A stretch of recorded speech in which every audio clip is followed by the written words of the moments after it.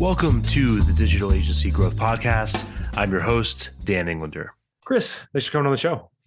Thanks, Dan. Thanks for having me. Super pumped to be here. Yeah, likewise. And we were just talking, and it's very rare that I get to interview fellow grapplers, other people that are into jiu-jitsu and stuff. So we could probably nerd out for hours about arm bars and Danaher Death Squad and the politics and everything going on in the world.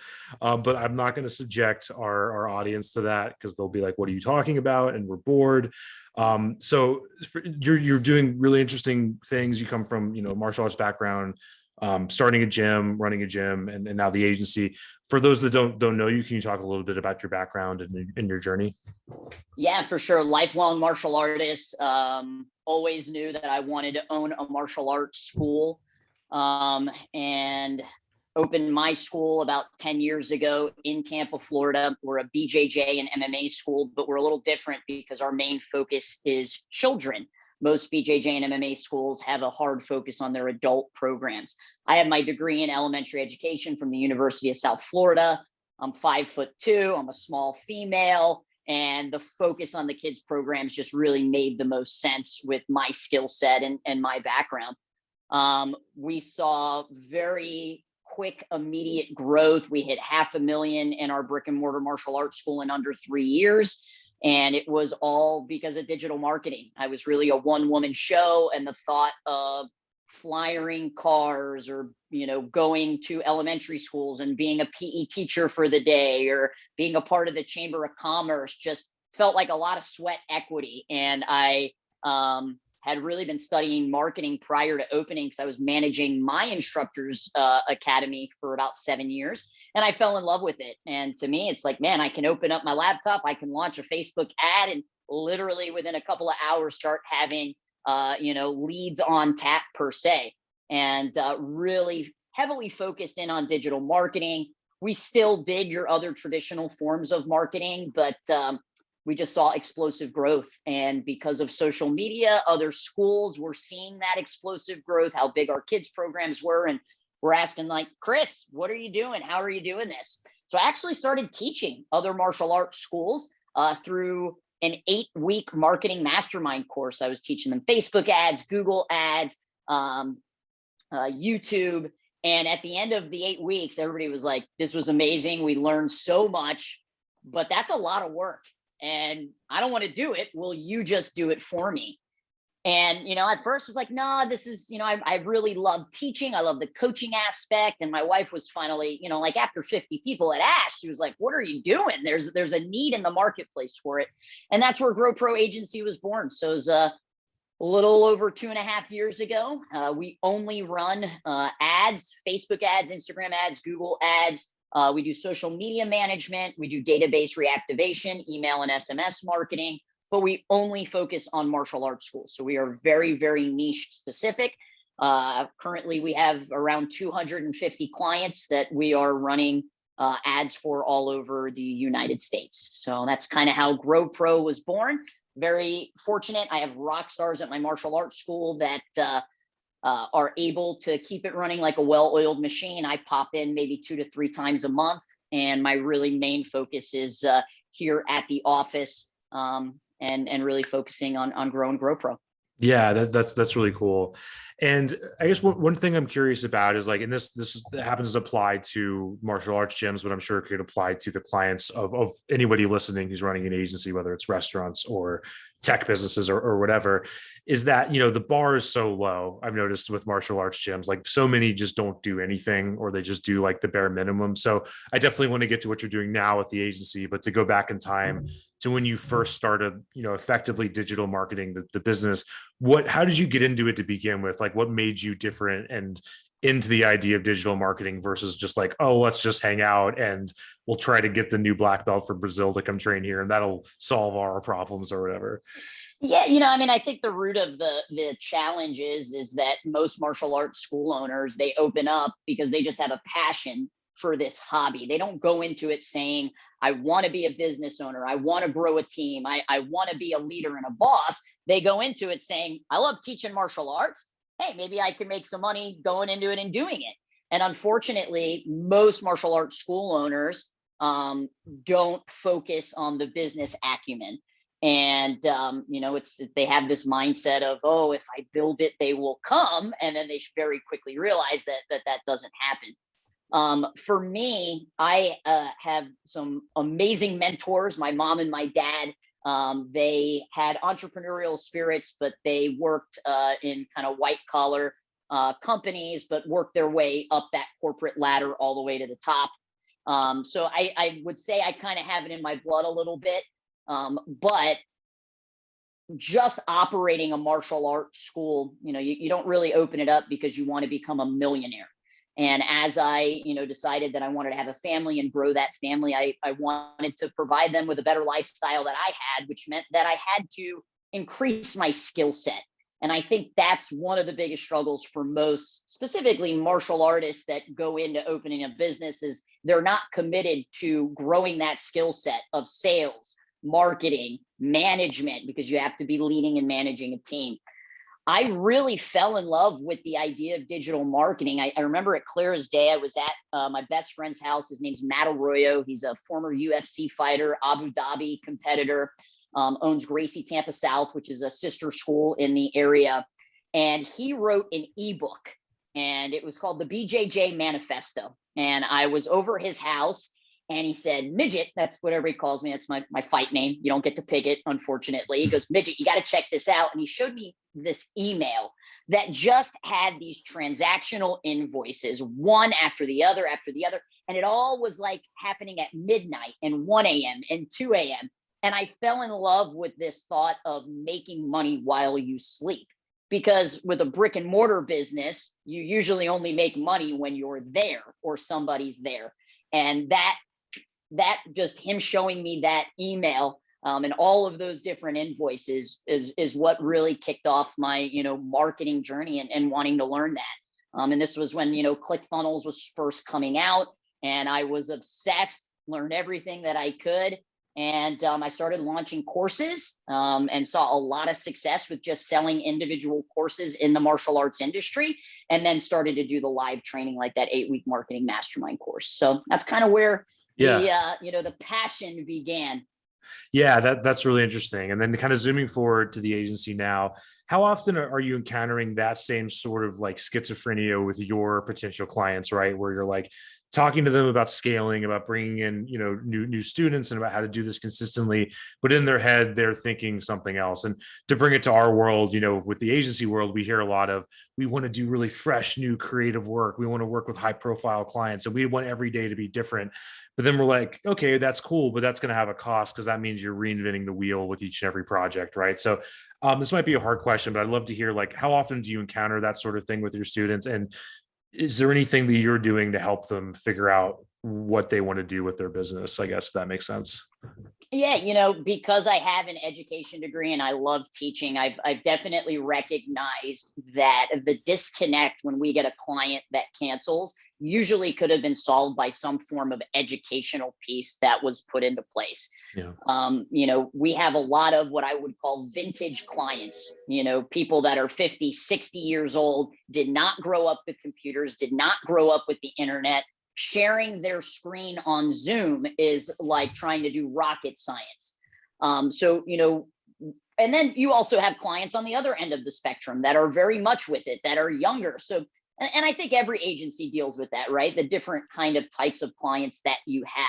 But for us, what has always helped us overcome is how can we educate them? So we do things a little different. We have an online training platform that all of our clients get access to. It walks them through the best practices of converting leads into trials and then trials into members. I teach a monthly masterclass every single month on a different digital marketing topic to help them improve their skill set. We provide PDFs and video trainings on how to take pictures, right? You're talking about assets. That's probably one of the hardest things for us to get from clients is high quality images and even just talking head videos. So we try to make it as simplistic as possible by providing them everything they need to be successful, from the scripts to this is where I want you to stand in your school. This is how I want you to hold your phone. This is the type of energy you should be bringing to the camera. because we just know that that authentic, organic style of asset is going to outperform stock images. We spend around $200,000 a month on Facebook ads. We have the data that proves it. So to me, it really comes down to education. And the more we can educate them and help them increase their skill set to be able to get us the stuff that's going to help, the results on our end, that has really been a main focus for us, which not a lot of agencies do that. Yeah, that's really interesting. And if you don't mind kind of going and telling, whatever secrets you're willing to tell about your own products and your own funnel, I'd love to learn more about that. And particularly, I think a lot of our clients, are focusing on a particular niche or maybe a couple of them, whether it's gyms or restaurants or tech businesses or whatever it might be. And what the challenge that I found personally is that sometimes it's really hard to get somebody to go from wanting a done for you option to being open to a done with you option. And sometimes they might not be ready for the done for you or whatever, or they're just like, no, I don't want more information. And I kind of get that because like we're all busy entrepreneurs here, so many hours a day. So I'd love to just learn. I know that's a bunch of stuff at once, but I'd love to learn like a little bit about how you're structuring the done with you versus done for you, if that makes sense. Yeah, I mean, at the end of the day, I want them to choose done for you. And I think it is a better option for any martial arts school owner. I mean, you don't open a martial arts school because you want to care about the Facebook pixel and what's going on with the iOS updates. And it's evolving. Anything in tech is constantly evolving. So if you are not just really jazzed up and excited about learning it, it should be something that gets outsourced and delegated. And, unfortunately, sometimes a school owner will have a young niece or nephew and they're going to say, oh, I'll delegate it to them. But if you don't provide them the tools and resources to be successful, then they're not going to be. Because our model is kind of different. We don't do websites. We're just pure social media management. And because our industry isn't necessarily a very rich industry, our packages will range anywhere from $500 to $1,000. If we were advertising to dentists or chiropractors or lawyers, those packages would be much, much higher just because that industry can withstand that type of marketing budget. So, for us, what has worked really well, like I said, is going back to educating the client. But our kind of funnel is always about like Gary V's jab, jab, jab, right hook, right? I'm going to give, I'm going to give, I'm going to give, and then I'm going to ask. I have a Facebook group that has about 2,500 martial arts school owners. So our ideal clientele is in there. I put out daily content every single day, mixture of graphics as well as videos.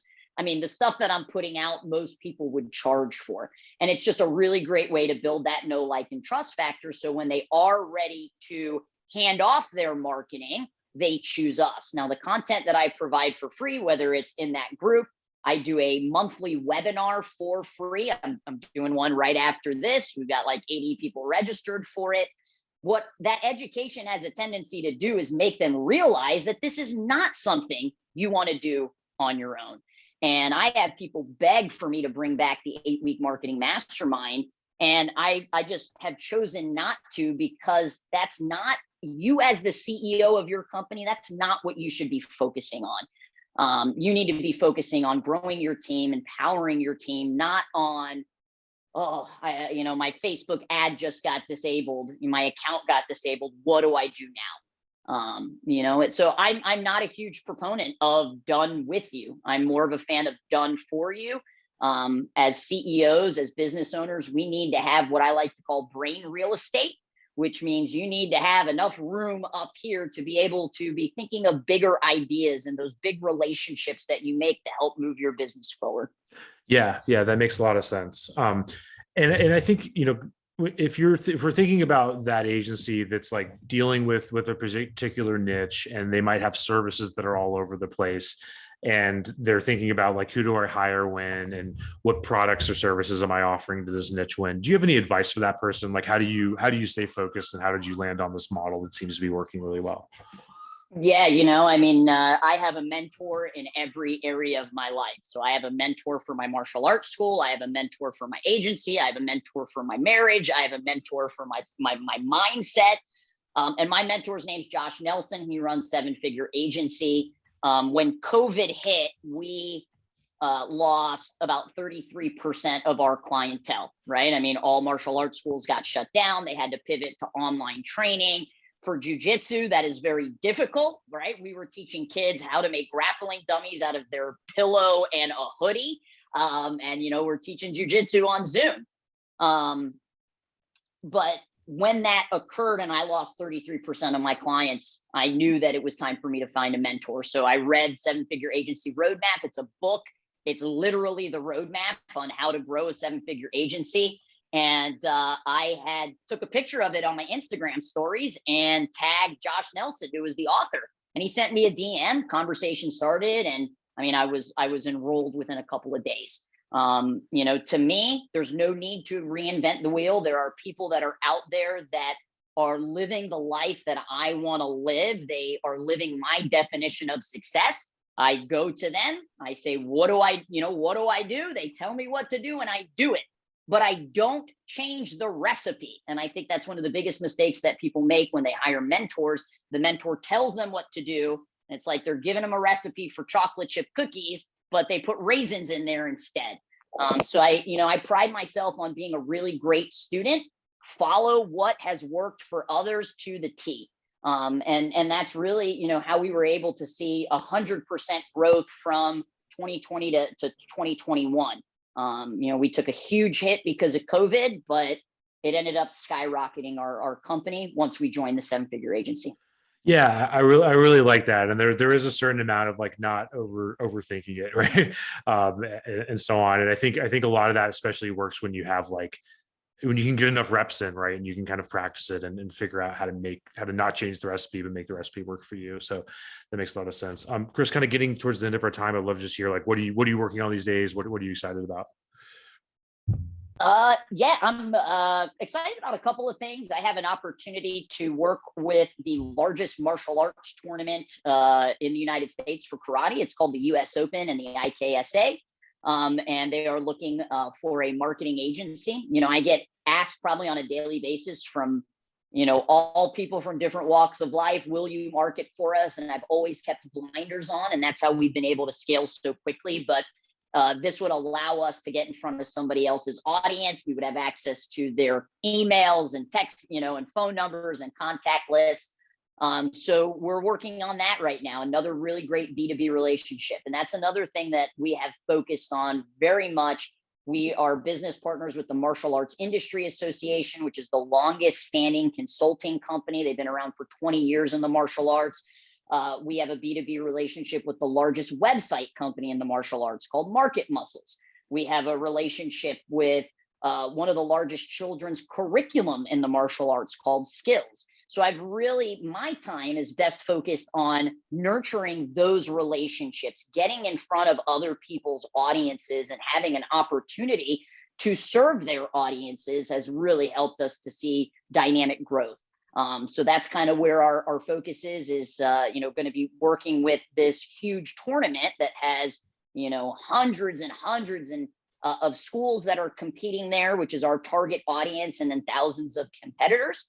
And I have a challenge to myself to prove that I can break into another niche. I have a lot of authority built in my industry because I am a school owner. I am a martial artist. There's instant rapport that's built when you are in the trenches with your clients.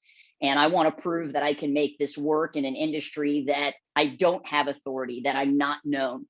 So we are starting to build out our second vertical. I have a team of 16. I own the office building that we're in. So we don't use VAs. I don't use remote workers. We're all in person, which is another thing that I think has helped us grow very, very rapidly. When you're just communicating on Slack or Zoom rooms and you're not together with each other, I think it's a little bit harder to scale super quickly. Obviously very cost effective to be able to utilize VAs, but I'm really about growing my community, helping others, impacting others' lives. And I'm a better in-person boss than I would be a virtual boss. So that's really kind of our two main focuses, is really continuing to nurture those B2B relationships, as well as cracking into another niche. That's awesome. And out of curiosity, if you're willing to talk about it, what niches or niche are you considering? Yeah, we're going into cryotherapy. It's going to be called Cryo Click, like a mouse click, but it's a click like a team. So we're spelling it a little bit differently. And I've got my first meeting with the cryotherapy business owner here in Tampa on Monday. So the game plan is offer to run the ads for free, get an amazing case study. And one of the B2B relationships that I have, she has a friend that has 25 cryotherapy locations. So being able to prove what we do works and then taking that, to somebody that has those types of connections is kind of the game plan to kick it off. Yeah, very cool. That's a very lucky business owner to get that opportunity, because it's not like you're coming from zero, you know. So Yeah, that's awesome. it's, you said lucky. I'm not a fan of the word luck. Fortunate. However, yeah, it's fortunate. I work out a local gym, and the gym owner also owns a restorative, place, and I've become friends with her, and taking her out to lunch, and have developed that relationship. And if that's any kind of ending advice that I can give any of our listeners, business is about relationships. That's it. The relationships that you're making with other companies that can help you grow, and the relationships that you have with your clients. I think the customer experience is just so not in the forefront of most agencies' eyes, right? They want to get that new client, they get the new client, and then what do?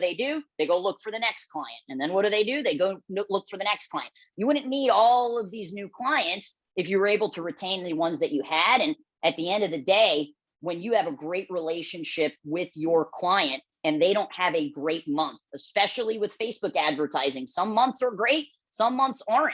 What is going to keep them a client is the relationship that we have built on those months that we might not knock it out of the park. Yeah, that's true, and it couldn't bear more repeating. So that's great, Cris. And I really appreciate your time. And I know you got to run. How can people get in touch with you and follow what you're up to and so on? Yeah, so I have a live event in beautiful Tampa, Florida. I know you were just in Florida. We were talking before the podcast. You're down in Key West. It is called Seven Figure CEO. So it is built for CEOs, business owners of any niche and any industry. It's not for team members. It's solely for the owner of that company or the CEO of the company. This is our second year doing it. It's May 13th and 14th.